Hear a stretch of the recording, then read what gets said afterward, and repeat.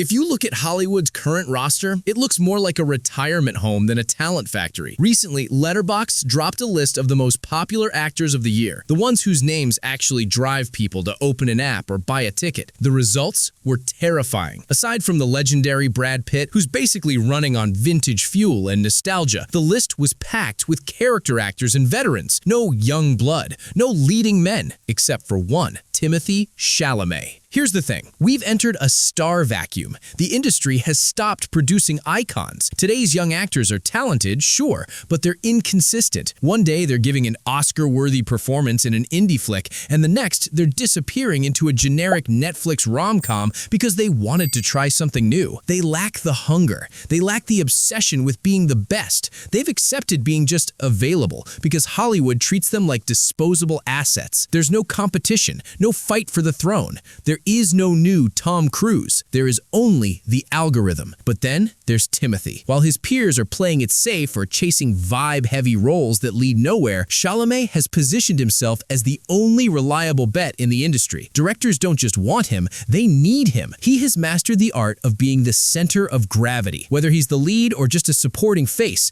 the camera treats him like the only person in the room. He's the bridge between the old-school charisma of the 90s and the TikTok-fueled obsession of the 2020s. He's carrying the future of a billion-dollar generation on his back, and frankly, he's the only one who looks like he can handle the weight.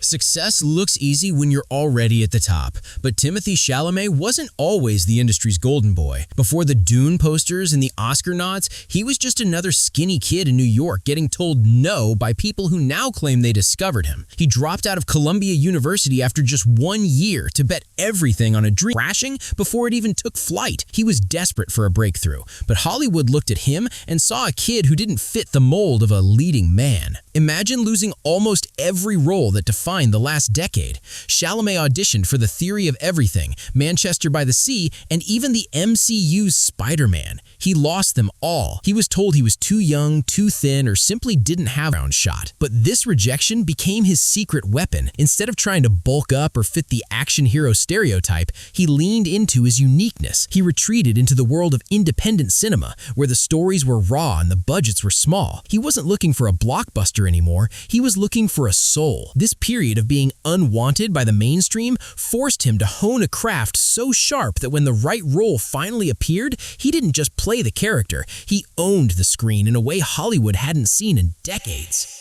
Every legend needs a spark, and for Timothée, that spark came from the darkest corner of Gotham. When he saw Heath Ledger's performance as the Joker, it wasn't just entertainment, it was a religious experience. He realized then that acting wasn't about reciting lines, it was about possession, or valuable in Hollywood, credibility. He wasn't just another TV kid, he was a Nolan actor, and in this business, that's the ultimate currency. 2014 was the spark, 2017 was the year the sun went supernova. Most actors pray for one hit movie in their entire career. Timothée Chalamet dropped 4 in a single year. He was everywhere, from the gritty western Hostiles with Christian Bale to the indie darling Lady Bird. But those were just the appetizers. The main course was a film that would change the trajectory of his life forever. Call Me by Your Name. This wasn't just a movie, it was a cultural earthquake. At 21, Chalamet became the youngest Best Actor Oscar nominee in nearly 80 years. Suddenly, he wasn't just the kid from Interstellar, he was the new face of cinema. Here's the thing about that performance, it destroyed the traditional heartthrob blueprint. Usually, Hollywood wants its young stars to be stoic, muscular, or classically cool. Chalamet went the opposite way. He was vulnerable, raw, and painfully human. Whether you loved the film or hated the subject matter, you couldn't look away from his face. He had this uncanny ability to make you feel his internal monologue without saying a single word. That final shot of him staring into the fireplace, that's not just acting, that's a masterclass in emotional control. In that moment, he didn't just win over critics, he secured a fan base that would follow him to the ends of the earth. What makes a star? It's not just about memorizing lines or hitting marks. It's about a literal, physical pull. There's a reason directors like Greta Gerwig and Wes Anderson were tripping over themselves to cast him. Timothée possesses a rare quality called screen presence, a form of cinematic magnetism that's almost impossible to teach. When he stands in front of a camera, he doesn't seem to notice it. He's completely spontaneous, reacting in real time. He has this way of inviting the audience into his thoughts, making you feel like you're sharing a secret with him. It's an intimacy that bridges the gap between the giant screen and the person sitting in the back row. But the real magic isn't just his face, it's his eyes. Denis Villeneuve once said that while Timothée looks like a baby-faced teenager, his eyes hold the spirit of an old soul. They are deep, observant, and occasionally heavy with a sadness that feels centuries old. This is his secret weapon. He can be an innocent boy in one frame and a weary king in the next without changing a single muscle in his jaw. This magnetism turned him into a free marketing machine. Before Call Me By Your Name, nobody knew his name. After it, everyone, from the highbrow critics to the teenage fans on TikTok, was obsessed. He became a brand without even trying, and Hollywood realized that in a world of CGI and explosions, a single look from this kid was worth more than $100 million of special effects.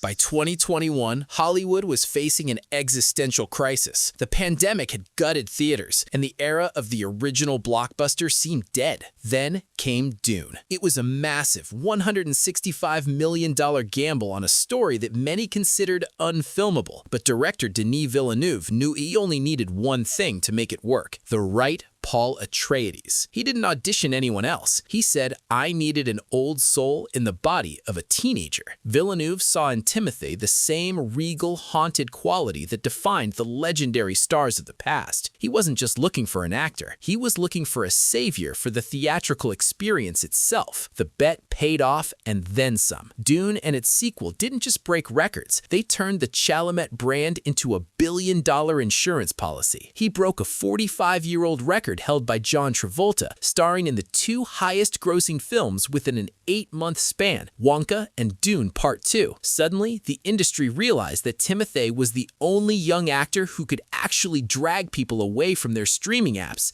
and into a cinema seat. Whether he was playing a messianic desert leader or a whimsical chocolatier, he proved he could carry the weight of a massive franchise without losing his artistic edge. He became the in-case-of-emergency actor for every studio head in town.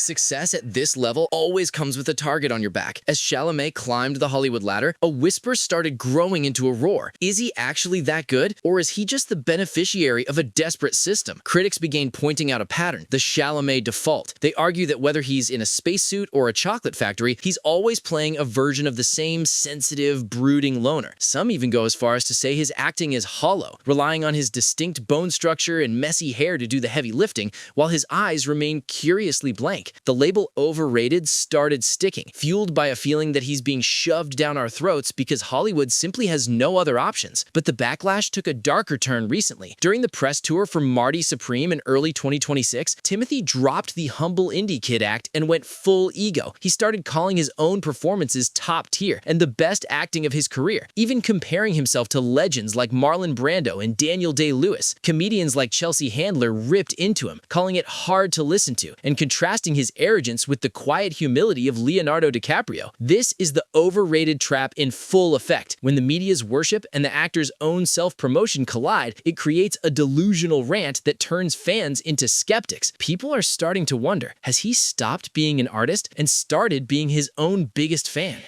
If Dune was the ultimate test of Chalamet's star power, A Complete Unknown was meant to be the ultimate proof of his artistic soul. Playing Bob Dylan isn't just an acting job, it's a suicide mission. Dylan is an enigma, a man who spent his life running away from his own shadow. For Timothée, this was the chance to shut the overrated crowd up for good. He went method, insisting on being called Bob on set, learning to play over 40 songs and singing every note live. The industry held its breath, waiting for a legendary transformation or a spectacular crash. The result? It's complicated. On paper, it was a triumph. $140 million at the box office and 8 Oscar nominations, including another Best Actor nod for Timothée. Audiences loved it, giving it a 96% on Rotten Tomatoes. But look closer and the cracks appear. Many critics argued that while the packaging was perfect, the hair, the cigarettes, the raspy voice, the man inside remained a cipher. It felt like a checklist of Dylan's Dylan's greatest hits rather than a soul-shattering character study. It was a movie that celebrated the idea of Chalamet as Dylan, rather than challenging him to actually become someone else. He was safe, he was polished, and in the world of rock and roll, being safe is the ultimate sin.